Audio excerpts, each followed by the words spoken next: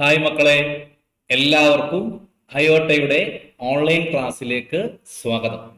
അപ്പൊ മക്കള് 7ാം ക്ലാസ് ഒക്കെ കഴിഞ്ഞു, മുതിർന്ന് ഇപ്പോൾ 8ാം ക്ലാസ്സിലേക്ക് എത്തി അല്ലേ? UP സ്കൂളൊക്കെ മാറി ഹൈസ്കൂളിലേക്ക് എത്തി. സ്വാഭാവികമായിട്ടും നമ്മൾ മാത്രം എന്തായാൽ പോരാ, മുതിർന്നാ പോരാ. ടെക്സ്റ്റ് ബുക്കും അതിലെ കണ്ടന്റുകളും എന്താവാനുണ്ട്, കുറച്ചും കൂടി വലുതാവാനുണ്ട്. സ്വാഭാവികമായിട്ടും അതായിട്ടുണ്ട്. 7ാം ക്ലാസ്സിനെ അപേക്ഷിച്ച് കുറച്ചധികം കാര്യങ്ങൾ ഇവിടെ പഠിക്കേണ്ടതായിട്ടുണ്ട്. 8ാം ക്ലാസ്സിൽ പഠിക്കാനുണ്ട്.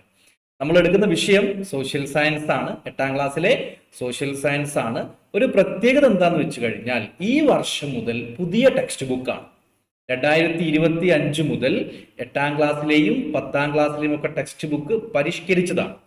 അപ്പൊ നമ്മൾ പഠിക്കേണ്ട കണ്ടന്റുകൾ കഴിഞ്ഞ വർഷത്തെ അപേക്ഷിച്ച് കുറച്ച് കൂടുതലാണ്. സ്വാഭാവികമായിട്ടും മക്കൾ 7ാം ക്ലാസ്സിൽ പഠിച്ചത് സിമ്പിൾ കാര്യങ്ങളാണ് അല്ലെ, വളരെ ലളിതമായിട്ടുള്ള കാര്യങ്ങളാണ്. അതിന് കുറച്ചും കൂടി എന്താ പറയാ, കുറച്ചും കൂടി ടഫ് എന്നല്ല, കുറച്ചധികമായിട്ട് പഠിക്കാനുള്ള കാര്യങ്ങൾ എവിടെയുണ്ട്, 8ാം ക്ലാസ്സിലെ സോഷ്യൽ സയൻസിലുണ്ട്.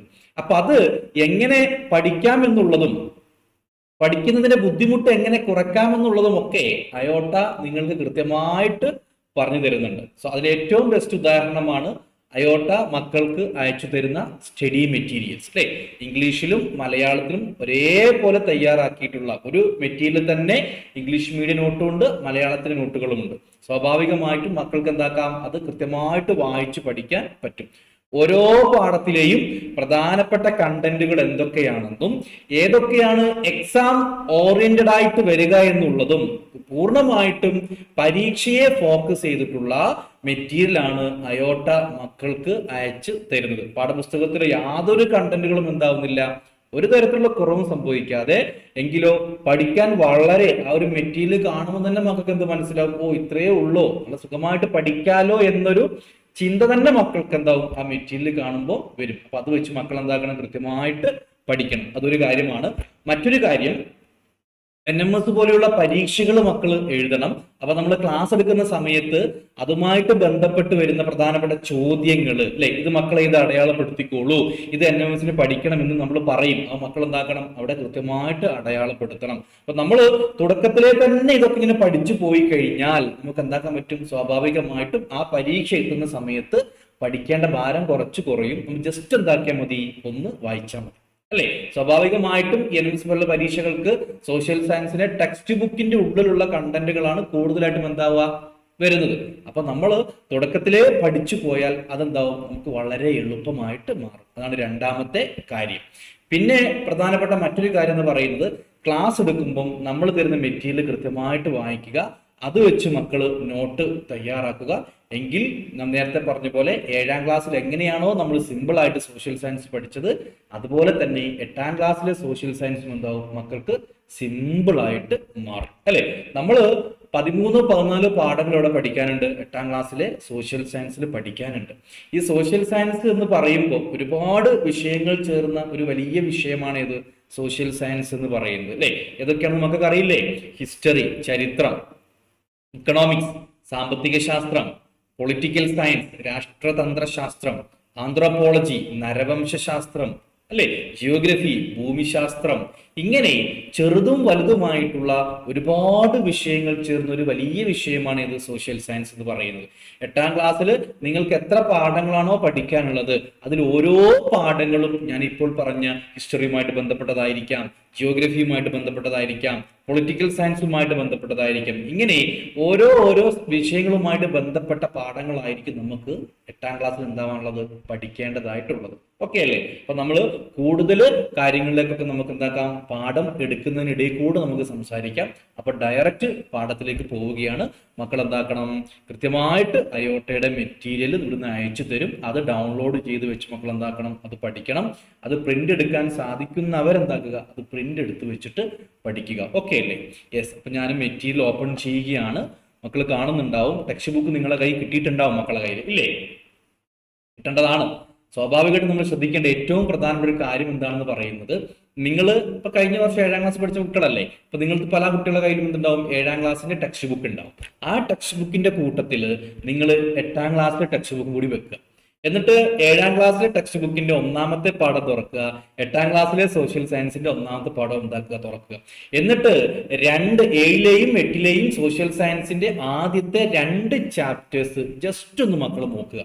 സ്വാഭാവികമായിട്ടും എന്താവും, കുറച്ചധികം കണ്ടന്റുകൾ എവിടെയുണ്ട്, 8ാം ക്ലാസ്സിലെ സോഷ്യൽ സയൻസിൽ ഉണ്ടാവും, അല്ലെ? അപ്പൊ അത് മനസ്സിൽ വെച്ച് മക്കൾ എന്താക്കണം, പഠിക്കണം. പിന്നെ ഏറ്റവും പ്രധാനപ്പെട്ട മറ്റൊരു കാര്യം മക്കളോട് പറയാനുള്ളത്, 7ാം ക്ലാസ്സിൽ നിങ്ങൾ ഫസ്റ്റ് ടൈം എക്സാമിനേഷനും സെക്കൻഡ് ടൈം എക്സാമിനേഷനും ആനുവൽ എക്സാമിനേഷനും ഒക്കെ എഴുതിയ കുട്ടികളാണ്.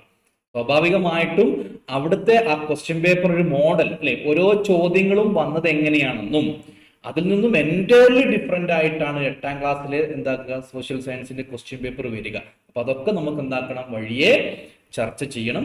അപ്പൊ ഇതിനെല്ലാം ഉപരിയായിട്ട് മക്കൾ ആദ്യം ചെയ്യേണ്ട ഒരു കാര്യം എന്ന് പറയുന്നത്, കൃത്യമായിട്ട് ക്ലാസ് ശ്രദ്ധിച്ചു കേൾക്കുക. 40-45 മിനിറ്റ് വരെ മാത്രമേ ക്ലാസ്സുകൾ ഉണ്ടാവുള്ളൂ. ഓരോ ക്ലാസ്സും സ്കൂളിൽ എങ്ങനെയാണോ പീരീഡിന്റെ സമയം, ആ പീരീഡ് മാത്രമേ അയോട്ടയിലൂടെ നിങ്ങൾക്ക് ക്ലാസ് ഒരു ദിവസം കിട്ടുകയുള്ളൂ. സ്വാഭാവികമായിട്ടും എന്താക്കണം, ആ ഒരു സമയം കൃത്യമായിട്ട് ക്ലാസ് ശ്രദ്ധിക്കുകയും ഓരോ ദിവസം കഴിയുന്ന ക്ലാസ്സുകളും മക്കൾ എന്താക്കണം, കൃത്യമായി നോട്ട് എഴുതി വെച്ചിട്ട് പഠിക്കുകയും വേണം. ക്ലിയർ അല്ലേ? ഓക്കെ. അപ്പൊ മക്കൾ ഒന്നാമത്തെ ചാപ്റ്റർ നമ്മൾ തുടങ്ങുകയാണ്. പാഠത്തിന്റെ പേര് മക്കൾ കണ്ടോ, അധിനിവേശവും ചെറുത്തുനിൽപ്പും, അല്ലെ? ഇൻവേഷൻ ആൻഡ് റെസിസ്റ്റൻസ്, അല്ലെ? എന്താണ് ശരിക്കും ഇൻവേഷൻ എന്ന് പറഞ്ഞാൽ? അധിനിവേശം. എന്താണ് അധിനിവേശം എന്ന് പറഞ്ഞാൽ? അല്ലെ, കടന്നുകയറ്റം. ഒരാളുടെ താല്പര്യമില്ലാതെ, ഒരാളുടെ സമ്മതമില്ലാതെ അയാളെ എതിർത്തുകൊണ്ട് നമ്മൾ ഒരു കാര്യത്തിലേക്ക് പ്രവേശിക്കലാണെന്ന് പറയുക കടന്നുകയറ്റം, അല്ലെ? അല്ലെങ്കിൽ പ്രവേശിക്കുക എന്ന് പറഞ്ഞാൽ പോലെ. കടന്നുകയറ്റം, അധിനിവേശം എന്നൊക്കെ പറയുമ്പോൾ അവിടെ എന്തില്ല, ഓപ്പോസിറ്റ് നിൽക്കുന്ന ആൾ താല്പര്യമില്ല എന്നാണ്. നമ്മൾ എന്താക്കുന്നു, ബലം പ്രയോഗിച്ച് അങ്ങോട്ടേക്ക് പ്രവേശിക്കും. അതാണ് ഈ അധിനിവേശം എന്ന് പറഞ്ഞത്. സ്വാഭാവികമായിട്ടും നമ്മൾ ഒരാളുടെ അനുമതിയില്ലാതെ പ്രവേശിക്കുന്ന സമയത്ത് അയാൾ ചെയ്യുന്ന പ്രവൃത്തി എന്താണ്? യെസ്, റെസിസ്റ്റൻസ്, ചെറുത്തുനിൽപ്പ്, അല്ലെ? അപ്പൊ ആരാണ് ഇവിടുന്ന് അനുമതിയില്ലാതെ പ്രവേശിച്ചതെന്നും ആരാണ് അവരെ എതിർത്തതെന്നും, അല്ലെ? നമ്മൾ പാഠത്തിലേക്ക് പ്രവേശിച്ചിട്ടില്ല. അപ്പൊ നമ്മൾ പഠിക്കുന്ന ഈ ഒരു പാഠം ചരിത്രത്തിലെ ഏറ്റവും പ്രധാനപ്പെട്ട ഓരോ ഇന്ത്യക്കാരനും, നമ്മളെല്ലാം ഉൾപ്പെടുന്ന ഓരോ ആളുകളും കൃത്യമായി അറിഞ്ഞിരിക്കേണ്ട, കൃത്യമായി മനസ്സിലാക്കിയിരിക്കേണ്ടതായിട്ടുള്ള പാഠമാണ്. പാഠത്തിന്റെ പേര് മക്കൾ നോട്ട് ചെയ്യണം, അധിനിവേശവും ചെറുത്തുനിൽപ്പും, ഇൻവേഷൻ ആൻഡ് റെസിസ്റ്റൻസ്. ഇതിൽ ആരാണ് പിന്നെ കടന്നു കയറിയത് എന്നും ആരാണ് അധിനിവേശം നടത്തിയതെന്നും അവരെ എങ്ങനെയാണ് എതിർത്തതെന്നും ആരാണ് അവരെ ചെറുത്ത് നിൽപ്പ് നടത്തിയതെന്നും കൃത്യമായിട്ട് നമ്മൾ എന്താക്കണം, പഠിക്കണം. ഓക്കെ അല്ലേ? നമുക്ക് നേരെ പാഠത്തിലേക്ക് എന്താക്കാം, പോകാം. ക്ലിയർ അല്ലേ? യെസ്, ശ്രദ്ധിക്കണം.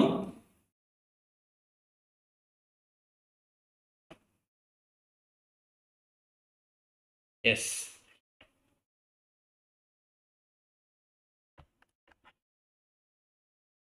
ഓക്കെ മക്കൾ. പാഠത്തിന്റെ പേര് അധിനിവേശവും ചെറുത്തുനിൽപ്പും, ഇൻവേഷൻ ആൻഡ് റെസിസ്റ്റൻസ്, അല്ലെ? ഇൻവേഷൻ എന്ന് പറഞ്ഞാൽ കടന്നുകയറ്റം അല്ലെങ്കിൽ അധിനിവേശം. റെസിസ്റ്റൻസ് എന്ന് പറഞ്ഞാൽ ചെറുത്തു നിൽക്കുക, അവരെ എതിർത്ത് നിൽക്കുക. അപ്പൊ നമ്മളെ വീട്ടിലേക്ക് ഒരാൾ അതിക്രമിച്ച് കയറുന്നതിനാണ് ഒരു അധിനിവേശം, ഇൻവേഷൻ എന്ന് പറയുക.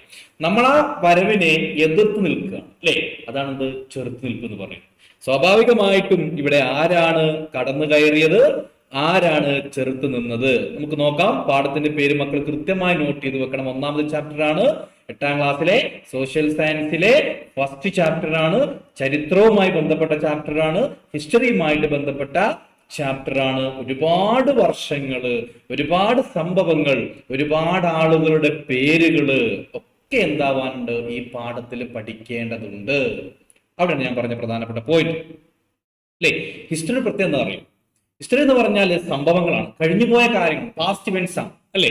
അവിടെ സംഭവങ്ങൾ നടന്ന വർഷങ്ങളുണ്ട്, ആരൊക്കെ തമ്മിലാണ് യുദ്ധങ്ങൾ നടന്നെന്ന് പഠിക്കേണ്ടി വരും, ഏത് വർഷമാണ് യുദ്ധം നടന്നെന്ന് പഠിക്കേണ്ടി വരും, ആ യുദ്ധവുമായിട്ട് ബന്ധപ്പെട്ട പ്രധാന കാര്യങ്ങൾ പഠിക്കേണ്ടി വരും, അല്ലെ? ഇതൊക്കെ വെച്ച് നമ്മൾ പറയുന്ന സമയത്ത് ആ ഓരോ സംഭവങ്ങളിലും കൃത്യമായിട്ട് വർഷങ്ങളും സംഭവങ്ങളും ആളുകളുടെ പേരുകളും ഒക്കെ ഉണ്ട്, അല്ലേ? അത് നമ്മൾ കൃത്യമായിട്ട് എന്താക്കണം, പഠിച്ചിട്ട് വേണം ഓരോ ക്ലാസ്സും മക്കൾ എന്താക്കാൻ, മുന്നോട്ടേക്ക് കൊണ്ടുപോകാൻ. ക്ലിയർ അല്ലേ? അപ്പൊ ശരിക്കും നമ്മൾ പാഠത്തിന്റെ തുടക്കത്തിൽ തന്നെ മക്കള് ഒരു ബുക്കിലുള്ള ചെറിയൊരു വിവരണമാണ് കാണുന്നത്. അല്ലെ? അപ്പൊ ഒരു ചരിത്രം പോലെ നമ്മൾ പറയുകയാണെങ്കിൽ നമ്മളെ ഇന്ത്യയിലേക്ക്, കേരളം ഉൾപ്പെടുന്ന ഇന്ത്യയിലേക്ക് കച്ചവടത്തിന് വേണ്ടിയിട്ട് ഒരുപാട് വിദേശികൾ വന്നിട്ടുണ്ട്. അറബികള്, പോർച്ചുഗീസുകാര്, ഫ്രഞ്ചുകാര്, ഡച്ചുകാര്, അതുപോലെ ബ്രിട്ടീഷുകാര്, അല്ലെ, ഈ പറഞ്ഞ ചൈനക്കാര്, ഇങ്ങനെ പറഞ്ഞ കുറെ ആളുകൾ കച്ചവടത്തിന് വേണ്ടി വന്നിട്ടുണ്ട്. ഇവര് പ്രധാനമായിട്ടും കച്ചവടത്തിന് വരുന്നതിന്റെ ഉദ്ദേശം എന്താന്ന് വെച്ച് കഴിഞ്ഞാൽ, ഇന്ത്യയെ പോലുള്ള ഒരു വലിയ രാജ്യത്ത് ധാരാളം റിസോഴ്സുകളുണ്ട്, അല്ലെ, ഒരുപാട് വിലപിടിപ്പുള്ള വസ്തുക്കളുണ്ട്. ആ വസ്തുക്കൾ വാങ്ങുവാനും അതിന്റെ ശേഖരങ്ങളും അന്വേഷിച്ചുകൊണ്ടാണ് ഓരോ വിദേശികളും, ഓരോ വ്യാപാരികളും എവിടത്തേക്ക് വരുന്നത്? കേരളത്തിലേക്ക് അല്ലെങ്കിൽ ഇന്ത്യയിലേക്ക് വരുന്നത്. അങ്ങനെ വന്ന ഒരുപാട് വിദേശികളുണ്ട്. അതില് കുറച്ച് ആളുകൾ മാത്രം എന്താക്കുന്നു? ഇവിടെ കച്ചവടത്തിന് വേണ്ടി വന്ന ആളുകളാണ്. അവര് പിന്നീട് എന്താക്കാൻ തുടങ്ങി? നമ്മളെ ഭരിക്കാൻ തുടങ്ങി, അല്ലേ? നമ്മളെ വീട്ടില് ഒരു 2-3 തവണ ഒരാൾ വന്നു, കുറച്ച് വെള്ളം ചോദിച്ചു, നമ്മൾ കൊടുത്തു. രണ്ടാമത്തെ തവണ വന്നു, വെള്ളം ചോദിച്ചു, നമ്മൾ കൊടുത്തു. മൂന്നാമത്തെ തവണ വന്നു, വെള്ളം നമ്മൾ കൊടുത്തു. നാലാമത്തെ ഒരാൾ വന്ന് പറയാണ് ഇതെന്റെ വീടാണ്, അല്ലെ? ആ അവസ്ഥയാണ് ശരിക്ക് നമ്മൾ ബ്രിട്ടീഷുകാരുടെ വരവോടുകൂടി നമുക്ക് എന്തായിട്ടുള്ളത് സംഭവിച്ചത്. കാരണം കച്ചവടത്തിന് വേണ്ടി വന്ന, കുരുമുളകിന് വേണ്ടിയിട്ട് അതുപോലുള്ള മറ്റ് വിഭവങ്ങൾക്ക് വേണ്ടി വന്ന ബ്രിട്ടീഷുകാര്, അല്ലെങ്കിൽ ബ്രിട്ടീഷുകാർ ഉൾപ്പെടുന്ന മറ്റ് യൂറോപ്യൻസ്കാര്, ഇവരെല്ലാം എന്താക്കുന്നു? കച്ചവടത്തിന് വേണ്ടി വന്നവരാണ് ഇന്ത്യയിൽ. അവര് പിന്നീട് എന്താക്കാൻ തുടങ്ങി? നമ്മളെ ഭരണകാര്യങ്ങളിൽ, രാജ്യത്തിന്റെ ഉള്ളിൽ നടക്കുന്ന കാര്യങ്ങളിൽ ഇടപെടാൻ തുടങ്ങി. അവസാനം നമ്മുടെ രാജ്യം തന്നെ എന്തായി? അവരുടെ കൈവശമായിട്ട് മാറുകയും ചെയ്തു, അല്ലേ? അങ്ങനെ വന്ന ആളുകൾ നമുക്ക് ഒരുപാട് നിങ്ങൾക്ക് അറിയാം. ഫ്രഞ്ചുകാര്, അല്ലെ, ബ്രിട്ടീഷുകാര്, പോർച്ചുഗീസുകാര്. ഇതിൽ നമുക്ക് ആരാണ് നമ്മളെ ഇന്ത്യയെ ഏറ്റവും കൂടുതൽ കാലം ഭരിച്ചെന്ന് ചോദിച്ചാൽ നമുക്ക് പറയാൻ പറ്റുന്നത് ബ്രിട്ടീഷുകാർ ആണോ? ശരിക്കും ബ്രിട്ടീഷുകാരാണോ ഇന്ത്യയെ ഏറ്റവും കൂടുതൽ ഭരിച്ചത്? 1700 കണ്ടില്ലേ, 1757 ബ്രിട്ടീഷുകാർ ഇന്ത്യയിൽ ആധിപത്യം സ്ഥാപിക്കുന്നത്. പക്ഷേ ഇതിനും എത്രയോ വർഷങ്ങൾക്ക് മുമ്പ് തന്നെ ഇന്ത്യയുമായിട്ട് വ്യാപാര ബന്ധത്തിന് വരികയും ഇന്ത്യയിലെ ഒട്ടുമിക്ക പ്രദേശങ്ങൾ കൈവശം വെക്കുകയും ചെയ്ത ഒരു വിഭാഗം ആളുകളുണ്ട്. അവരാണ് മക്കളെ പോർച്ചുഗീസുകാർ. ആരാ? പോർച്ചുഗീസുകാർ, അല്ലേ?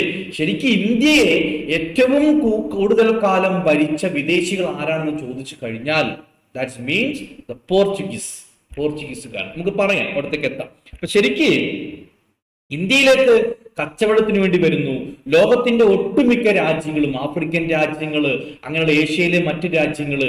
ഇതിനെല്ലാം ആര് കോളനിയാക്കാൻ തുടങ്ങി? ബ്രിട്ടീഷുകാർ കോളനിയാക്കാൻ തുടങ്ങി. പ്രധാനമായിട്ടും യൂറോപ്യൻസ് എന്ന് പറയുമ്പോൾ യൂറോപ്യൻ വൻകരയിലുള്ള രാജ്യങ്ങൾ, ഇംഗ്ലണ്ടൊക്കെ ഉൾപ്പെടുന്ന രാജ്യങ്ങൾ എന്താവുന്നു? ലോകത്തിന്റെ ഒട്ടുമിക്കത്തുള്ള സ്ഥലങ്ങളെയും രാജ്യങ്ങളെയും ഇവരെന്താക്കാൻ തുടങ്ങി? ആദ്യം കച്ചവടത്തിന് വേണ്ടി പോകും, പിന്നീട് എന്താവും? അവർ ആ രാജ്യത്തെ വേണമെന്ന് പറയും. അവർ ആ രാജ്യത്തിൽ അവരുടെ ഭരണം നടത്തും. അവിടെ എല്ലാ കാര്യങ്ങളും ആരിടപെടാൻ തുടങ്ങും? ഈ പറഞ്ഞ വിദേശികൾ ഇടപെടാൻ തുടങ്ങും. ആ സിസ്റ്റമാണ് ഉണ്ടായിരുന്നത്. അങ്ങനെ വന്ന ഒരു വിഭാഗം ആളുകൾ എവിടത്തേക്കും എത്തി? ഇന്ത്യയിലേക്കും എത്തി. ഇന്ത്യയിൽ ആധിപത്യം സ്ഥാപിച്ചു. അവസാനം നമ്മൾ യുദ്ധം ചെയ്യേണ്ടി വന്നു. ദാറ്റ് മീൻസ് റെസിസ്റ്റൻസ്, ചെറുത്തുനിൽപ്പ് നടത്തേണ്ടി വന്നു. അവസാനം നമ്മുടെ ചെറുത്തുനിൽപ്പുകള് അവർക്ക് എന്താ പറയുക, തടയുവാൻ കഴിയാതെ എന്തായി? അവർ നമ്മുടെ ഇന്ത്യ വിട്ട് പോവുകയാണ് ചെയ്തിട്ടുള്ളത്. അതാണ് ചരിത്രം. അപ്പൊ നമ്മൾ ചരിത്രത്തിലേക്ക്, ഈ ഒരു കാര്യത്തിലേക്ക് വരുന്നതിന് മുമ്പ് ആരാണ് ഇന്ത്യയിലേക്ക് വന്നത്, അവരെന്തിനാണ് വന്നത്, അവരിവിടെ എന്തെല്ലാം കാര്യങ്ങളാണ് ചെയ്തത്, ഇത് കൃത്യമായിട്ട് മക്കൾ എന്താക്കണം? പഠിച്ചിരിക്കണം. പാഠത്തിന്റെ തുടക്കത്തിൽ തന്നെ പറയുന്നുണ്ട് ഒരു ചെറിയൊരു ഡിസ്ക്രിപ്ഷൻ. നോക്കിക്ക് എന്താന്നുള്ളത് കണ്ടില്ലേ? ഇംഗ്ലീഷ് ഈസ്റ്റ് ഇന്ത്യ കമ്പനി അതിന്റെ ആദ്യത്തെ കപ്പൽ വ്യൂഹം ഈസ്റ്റ് ഇൻഡീസിലേക്ക് അയക്കുന്നത് 1601 ഏപ്രിൽ ആയിരുന്നു, അല്ലെ? അപ്പൊ എന്താണ് പറയുന്നത്? കണ്ടില്ല, ഇവിടെ പഠിക്കണം. English east India company. ശരിക്കും എന്താണ് മക്കളെ ഇംഗ്ലീഷ് ഈസ്റ്റ് ഇന്ത്യ കമ്പനി എന്ന് പറയുന്നത്? ബ്രിട്ടൻ രൂപീകരിച്ച ഒരു കമ്പനിയാണ് ഇത്, ഇംഗ്ലീഷ് ഈസ്റ്റ് ഇന്ത്യ. ഈ ഒരു ഇംഗ്ലീഷ് ഈസ്റ്റ് ഇന്ത്യ കമ്പനി എന്ന് അറിയപ്പെടുന്നത്. ഈ കമ്പനിയുടെ ഉദ്ദേശം വേറൊന്നുമല്ല, അത് ഓരോ ഏരിയയാണ് ഓരോ ആൾക്കാർക്ക് കൊടുത്തിരുന്നത്. ആ കമ്പനിയുടെ നേതൃത്വം എന്താക്കും? ഇവർ ഓരോ രാജ്യങ്ങളിലേക്ക് പോകും, ആ രാജ്യത്ത് വ്യാപാരം നടത്തും, അവസാനം ആ രാജ്യത്തെ ഭരിക്കാൻ തുടങ്ങും. എന്നിട്ട് അവിടെ നിന്ന് കിട്ടുന്ന ലാഭമെല്ലാം നേരെ എങ്ങോട്ടേക്ക് എത്തിക്കും? ബ്രിട്ടനിലേക്ക് എത്തിക്കും. അതാണ് ഇവിടെ മാതൃരാജ്യമായിട്ടുള്ള ബ്രിട്ടനിലേക്ക് എന്താക്കും? എത്തിക്കും. അതാണ് ശരിക്ക് ഇംഗ്ലീഷ് ഈസ്റ്റ് ഇന്ത്യ കമ്പനി എന്ന് എന്താക്കുന്നത് അറിയപ്പെടുന്നത്. ശരിക്ക് നോക്കിക്കോളൂ, ഈസ്റ്റ് ഇൻഡീസിലേക്ക് ആദ്യത്തെ യാത്ര പോവാണ്. ഈസ്റ്റ് ഇൻഡീസിലേക്ക് വെറുതെ പോവാണോ? സ്ഥലങ്ങൾ കാണാൻ വേണ്ടി പോവുകയാണോ? അല്ല. എന്തിനാ? നോക്കിക്കോളൂ. In April 1601 the English East India Company sent its first expedition to the East Indies. ആദ്യമായിട്ട് മറ്റൊരു രാജ്യത്തേക്ക് ഇംഗ്ലീഷ് ഈസ്റ്റ് ഇന്ത്യ കമ്പനി അവരുടെ ഉദ്യോഗസ്ഥന്മാരെ അയക്കുകയാണ്. എന്തിനാ പോകുന്നത്? അവിടെ യാത്ര ചെയ്യാൻ വേണ്ടി, സ്ഥലങ്ങൾ കാണാൻ വേണ്ടി പോവുകയാണോ? അല്ല, അവിടെയുള്ള വിഭവങ്ങൾ ശേഖരിക്കാൻ വേണ്ടി, അല്ലെ? ലൂട്ട് ദ റിസോഴ്സസ്, വിഭവങ്ങൾ എന്താക്കുക? ചൂഷണം ചെയ്യാൻ വേണ്ടിയിട്ട്. ഓക്കെ, നോക്കിക്കോളൂ. അങ്ങനെ അവരവിടെ എത്തി. 18 മാസങ്ങൾക്ക് ശേഷം കണ്ടില്ലേ, അസെൻഷൻ, ഡ്രാഗൺ, ഹെക്ടർ, സൂസൻ എന്നീ 4 കപ്പലുകൾ സുമാത്രയിൽ നിന്നും ജാവയിൽ നിന്നും കുരുമുളകും മറ്റുൽപ്പന്നങ്ങളുമായി മടങ്ങിയെത്തി. അടല്ലേ? അപ്പൊ 4 കപ്പലുകൾ വഴി എന്താക്കി? ഇവർ ഉദ്യോഗസ്ഥന്മാർ പോവുകയും അവിടെയുള്ള ഇംഗ്ലീഷ് ഈസ്റ്റ് ഇന്ത്യ കമ്പനിയുടെ ഉദ്യോഗസ്ഥന്മാർ പോവുകയും അവരയക്കുന്ന എവിടെ നിന്നാണ്? ഇംഗ്ലണ്ടിൽ നിന്നാണ് അയക്കുന്നത്. അങ്ങനെ എന്താക്കി? ഇവര് ഈ പറഞ്ഞ സുമാത്ര, ജാവ പോലുള്ള സ്ഥലങ്ങളിലും രാജ്യങ്ങളിലും ഒക്കെ പോയിട്ട് അവിടെയുള്ള വിഭവങ്ങൾ മുഴുവൻ, വിഭവങ്ങൾ എന്ന് പറയുമ്പോൾ എന്താണ്? വിലപിടിപ്പുള്ള ഈ പിന്നെ പറയുക കുരുമുളക്, അതുപോലെ സുഗന്ധദ്രവ്യങ്ങള്, പിന്നെ ഈ പറഞ്ഞ പിന്നെ കല്ലുകൾ, വൈരങ്ങൾ, ഇതുപോലെ ഡയമണ്ട്, ഇതൊക്കെ എന്താക്കി? അവർ ശേഖരിച്ച് എങ്ങോട്ടേക്ക് വന്നു? തിരിച്ച് ലണ്ടനിലേക്ക് എത്തി. അപ്പൊ അവർ കണക്ക് പറയുന്നത് അവരുടെ യാത്രക്ക് എത്ര രൂപയാണോ ചെലവായത് അതിന്റെ എത്രയോ മടങ്ങ് ലാഭവുമായിട്ടാണ് ആര് വരുന്നത്? ഇവര് തിരിച്ചു വരുന്നത്. അങ്ങനെ ഇവര് തിരിച്ചെത്തി. After some 18 months its 4 ships Ascension, Dragon, Hector, Susan had returned from Sumatra and Java with a cargo mainly pepper, പ്രധാനമായിട്ടും കുരുമുളകാണ്. അപ്പം ഇവിടെയുള്ള രാജ്യങ്ങളെല്ലാം പോയിട്ട് കുരുമുളക്, പ്രധാനമായിട്ടും സുഗന്ധദ്രവ്യങ്ങൾ, സ്പൈസസ്, അതാണ് എന്താക്കുന്നത്? ഇവര് ശേഖരിച്ചു കൊണ്ടുവന്നത്. അവിടെ യാത്രയ്ക്ക് എത്ര രൂപയാണോ ചെലവായത് അതിന്റെ എത്രയോ മടങ്ങ് ലാഭവുമായിട്ടാണ്, പ്രോഫിറ്റുമായിട്ടാണ് ആര് തിരിച്ചു വരുന്നത്? ഈ പറഞ്ഞ ഇംഗ്ലീഷ് ഈസ്റ്റ് ഇന്ത്യ കമ്പനിയുടെ ഉദ്യോഗസ്ഥന്മാർ തിരിച്ചെത്തുന്നത്. സ്വാഭാവികമായിട്ടും ഇത്രയും ലാഭവുമായിട്ട് വരുമ്പം ഇവര് പിന്നെ അടങ്ങിയിരിക്കോ? ഇല്ല. ഇവരെന്താക്കി? പിന്നെയും എന്താക്കുന്നു? ആളുകളെ അങ്ങോട്ടേക്ക് അയച്ചു. നോക്കിക്കോ, ഈ വിജയത്തെ തുടർന്ന് ഇതേ കപ്പലുകൾ ലണ്ടനിൽ നിന്ന് 1604 മാർച്ച് 2 ദൗത്യം ആരംഭിച്ചു. മടക്കയാത്രയിൽ ഹെക്ടറും സൂസനും ആദ്യം പുറപ്പെട്ടു. അല്ലെ? അപ്പൊ നല്ല ലാഭമുണ്ടായി. 1601 പോയി അവര് തിരിച്ചു വന്നു. അതിനുശേഷം 1604 പിന്നെയും എന്താക്കുന്നു? അതേ കപ്പലുകൾ, അസെൻഷനും ഹെക്ടറും അതുപോലെ സൂസനും പോലുള്ള കപ്പലുകൾ പിന്നെയും എന്താക്കുന്നു? അയക്കുന്നു. ഉദ്ദേശം എന്താണ്? For the collecting spices. എന്താക്കണം? ഈ സുഗന്ധദ്രവ്യങ്ങൾ ശേഖരിക്കണം, അല്ലെങ്കിൽ കളക്ടിങ് റിസോഴ്സസ്, വിഭവങ്ങൾ എന്താക്കണം? ശേഖരിക്കണം. അതിനുവേണ്ടി എന്താക്കുന്നു? യാത്ര പോയി. അങ്ങനെ എന്താക്കി? അവരവിടെ നിന്നും വിഭവങ്ങൾ ശേഖരിച്ചു. എന്നിട്ട് 2 കപ്പലുകൾ മാത്രം എന്തായി? ആദ്യം തിരിച്ചു വന്നു. ഏതൊക്കെ 2 കപ്പലുകൾ? ഹെക്ടറും സൂസനും. അല്ലേ? യെസ്, നോക്കി വെക്കണം.